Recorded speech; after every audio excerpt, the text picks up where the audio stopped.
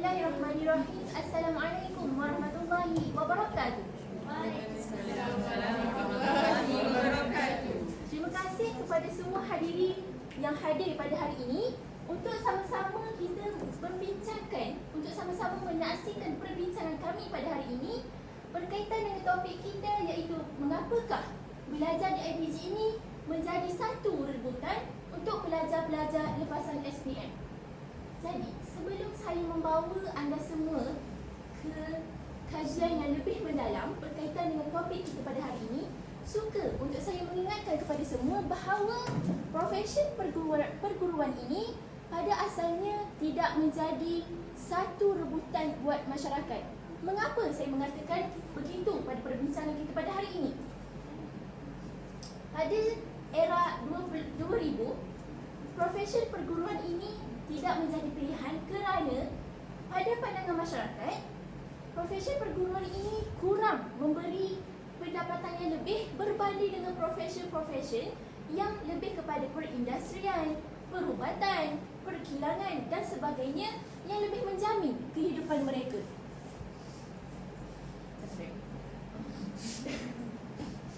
Jadi, hari ini saya akan membawakan kepada anda dalam perbincangan kita bahawa apakah faktor-faktor yang menjadi IPG ini sebagai satu rebutan. Menjadi indikator saya yang pertama, pada hari ini, profesi perguruan ini menjadi pilihan kerana mereka, para pelajar di IPG ini, ditanggung sepenuhnya oleh pihak kerajaan. Apakah yang membawa maksud ditanggung sepenuhnya oleh pihak kerajaan? Ia merangkumi kepada penginapan di asrama, fasilitis di IPG dan sebagainya.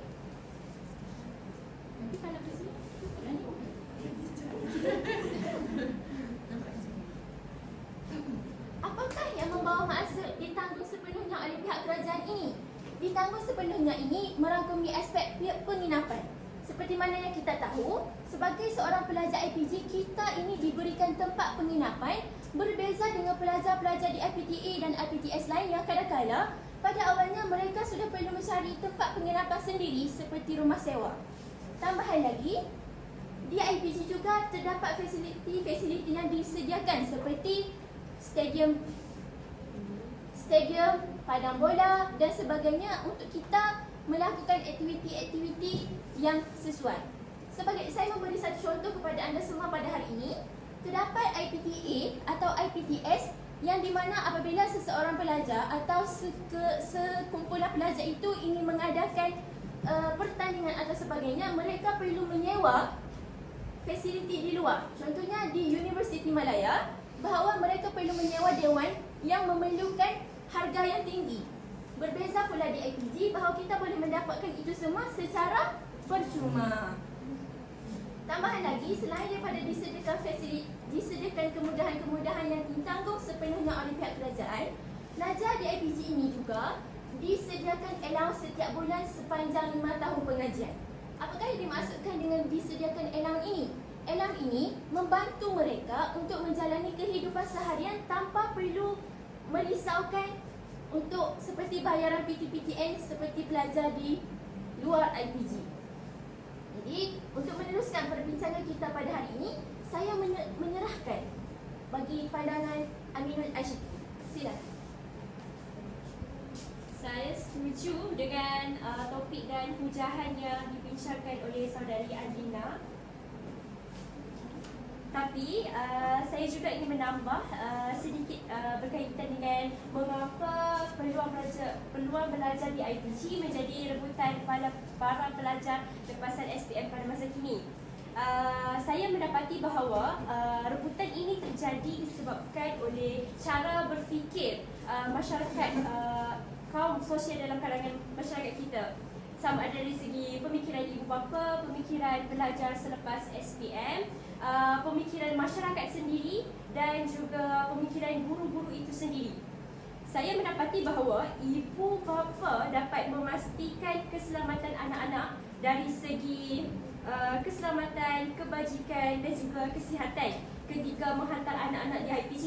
Hal ini kerana kehidupan di IPG tidak kurang seperti kehidupan di sekolah menengah, di mana anak-anak dihantar ke asrama dan mereka dikawal oleh peraturan-peraturan yang terdapat di sekolah.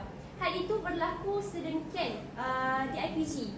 Anak-anak ini diberi kebebasan tetapi mempunyai peraturan-peraturan yang perlu diikuti, dan peraturan-peraturan tersebut dapat menjamin keselamatan mereka dan dapat menjaga kredibiliti mereka sebagai guru pada masa akan datang.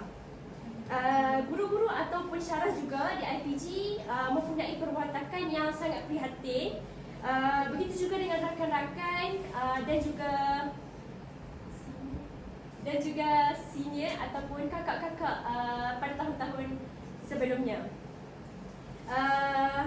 Selain itu, kita dapat lihat juga bahawa IPG merupakan tempat yang sangat terkawal dari segi peraturan yang dapat diikuti oleh siswi, terutamanya kebebasan untuk berkeluar. Jadi kita dapati bahawa pelajar IPTA dan pelajar IPTS, saya boleh beri contoh kepada pelajar contoh sebagai pelajar di Universiti Malaya, mereka bebas untuk keluar dari universiti pada bila-bila memasa. Hal ini berbeza berbanding dengan kehidupan kita sebagai pelajar IPG, di mana kita tertakluk kepada peraturan yang tidak boleh keluar pada bila-bila masa, hanya masa yang ditetapkan sahaja dan tidak boleh melebihi waktu-waktu yang telah ditetapkan. Seterusnya, ibu bapa juga berpusu-pusu untuk menghantar anak mereka ke IPG kerana pelajar yang terpilih sahaja yang akan diserap masuk ke dalam IPG. Wujud satu pemikiran yang mentafsirkan bahawa anak-anak IPG ini merupakan anak-anak yang bijak, anak-anak yang cerdik. Tidak besar lagi ibu bapa mana yang tidak besar lagi ibu bapa mana yang tidak mahukan anak mereka dilabel sebagai anak yang cerdik, anak yang bijak dan sebagainya. Seterusnya, saya ingin menyerahkan kepada saudari Sofia untuk mengulas isu perbincangan kita pada hari ini. Okey. Antara perkara yang digariskan dalam faktor utama kenapa IPG ini menjadi rebutan kepada para pelajar lepasan SPM, yang pertama adalah IPG menawarkan jaminan kerjaya yang tetap. Hal ini dikatakan demikian kerana para pelajar lepasan SPM tidak perlu menghadapi cabaran kerjaya yang sengit di luar sana. Sebaliknya, bagi pelajar IPTA maupun IPTS, mereka perlu menghadapi banyak cabaran untuk mendapatkan kerja tetap. Jadi, IPG menjadi salah satu peneraju utama untuk melahirkan guru pelajar-pelajar yang mendapat kerja yang tetap dan kehidupan yang lebih cerah. Tambahan pula, bagi kerjaya guru menawarkan peluang untuk para pelajarnya mendapat kerja yang tetap, dan juga bagi kerjaya guru ini dapat jaminan kenaikan gaji pada setiap tahun secara berkala bagi guru di bawah pengelolaan Kementerian Pendidikan Malaysia. Hal ini dapat memberi motivasi yang baru kepada para guru untuk terus berkorban dalam mendidik anak bangsa dalam melahirkan generasi yang berilmu pengetahuan. Tambahan pula, kerjaya guru dapat memberi manfaat dan kelebihan yang tersendiri kepada kita kerana Kementerian Pendidikan Malaysia telah memberi satu kemudahan, iaitu perlindungan sepanjang hayat. Seperti kita dapat lihat, seperti perlindungan KWSP yang menjadi satu perkara penting untuk satu simpanan yang kepada para pelajar semasa hari tua mereka.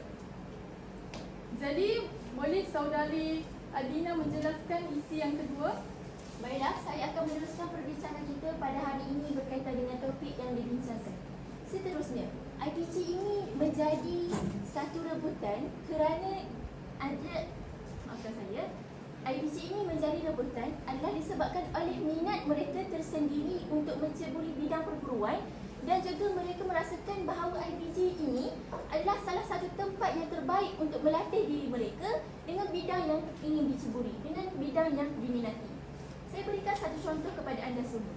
Apabila anda masuk ke IPG, anda sememangnya dilatih sebagai seorang guru, dilatih sebagai seorang tenaga pengajar, di mana anda memang didedahkan daripada awal untuk keluar menjadi sama ada menjadi facilitator atau untuk menjadi mana-mana penolong yang berkaitan dengan program-program yang dianjurkan oleh pihak sekolah. Sebagai contoh, kem pesta solat yang sesuai dengan bidang kita pada hari ini, iaitu bidang pendidikan Islam. Tambahan lagi, dengan minat yang ada, lagi lebih mendorong mereka untuk meneruskan perjuangan mereka sebagai seorang guru apabila berada di IPG ini. Selain daripada mereka didedahkan dengan cara-cara yang sesuai dengan satu profesi perguruan, mereka juga dilatih daripada awal untuk tetap bertenaga untuk bekerja daripada waktu pagi, iaitu pada pukul 8 sehingga ke petang, sama dengan jadual ketika berada di sekolah. Jadi apabila mereka berada di IPG, mereka sudah dilatih daripada awal untuk berdisiplin dengan masa, sama ada dari segi berada dalam kelas untuk melakukan apa-apa aktiviti. Jadi mereka berada dalam keadaan waktu yang tersusun seperti mana yang telah dijadualkan.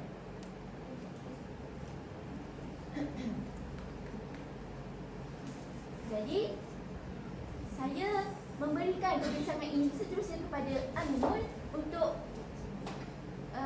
membuat kesimpulan bagi perbincangan kita pada hari ini.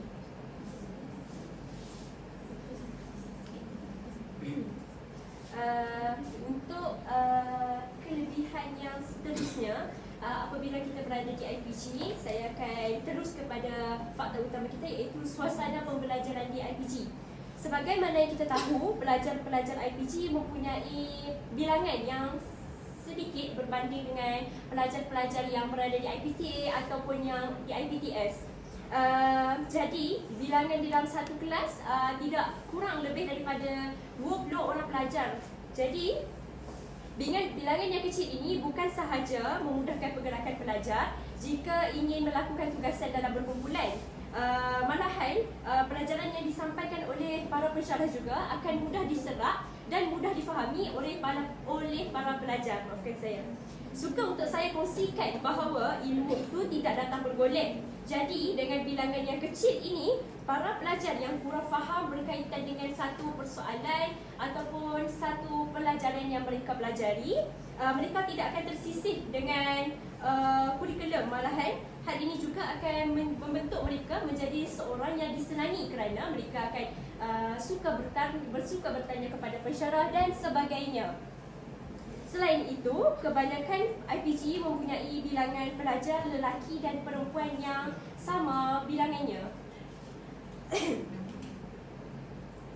Waktu cuti juga sangat fleksibel. Hal ini juga akan memainkan peranan yang penting dalam minat pelajar untuk meneruskan pengajaran dan pembelajaran di IPG, kerana IPG mempunyai takwim cuti yang kita adakan setiap tahun. Para pelajar akan mendapat allowance seperti biasa walaupun ketika sedang bercuti. Saya meneruskan perbincangan seterusnya kepada Sofia. Isu yang terakhir bagi proses pembincangan ini adalah bagi pelajar IPG, mereka tidak perlu menanggung beban keuangan yang tinggi. Berbalik kepada IPTA lain, IPTS lain perlu menanggung beban yuran yang banyak. Bagi pelajar IPG, mereka perlu menanggung yuran pendaftaran yang lebih murah dan berpatutan berbanding universiti ataupun institut pendidikan lain. Hal ini membuktikan bahawa IPG dapat membantu golongan yang kurang berkemampuan untuk terus berjaya dalam mencipta kerjaya masing-masing. Seterusnya, bagi pelajar IPG juga menawarkan kemudahan asrama yang percuma bagi memberi kebajikan kepada para pelajarnya. Tambahan pula, bagi pelajar yang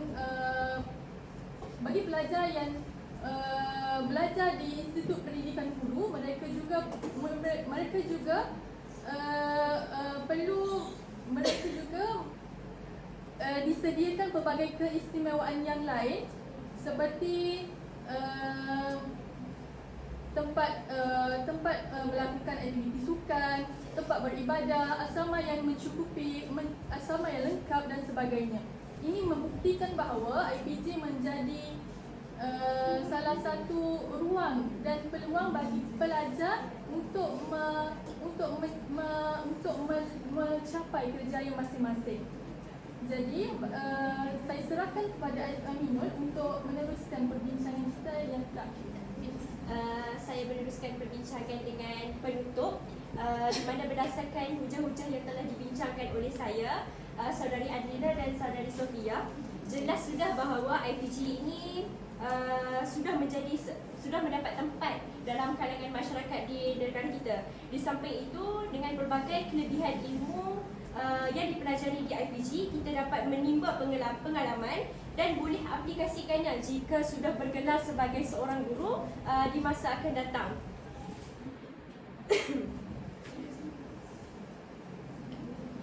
Oleh itu, bagi pelajar-pelajar lepasan SPM, rebutlah peluang untuk memasuki IPG kerana pada masa kini saingan yang sangat hebat dan juga saingan yang sangat sengit bertambah dan juga keluaran SPM yang sangat berkualiti semakin banyak. Hal ini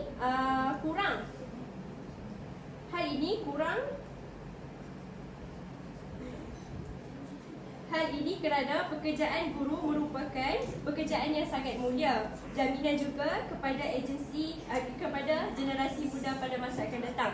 Sebagai saya petik, saya kongsikan sebuah hadis daripada Rasulullah SAW. Talabul ilmi fardhatun ala kulli muslim. Setiap muslim perlu menimba ilmu. Jadi pada pandangan saya tidak kisah di mana tidak kira di mana kita menimba ilmu, janji ilmu yang ditimba itu digunakan dan dimanfaatkan kepada orang lain. Jika kita tidak mendapat keputusan untuk tidak mendapat peluang untuk memasuki IPG, jangan bersedih kerana hal ini akan mendewasakan kita untuk sentiasa mencuba dan menjadi lebih baik lagi.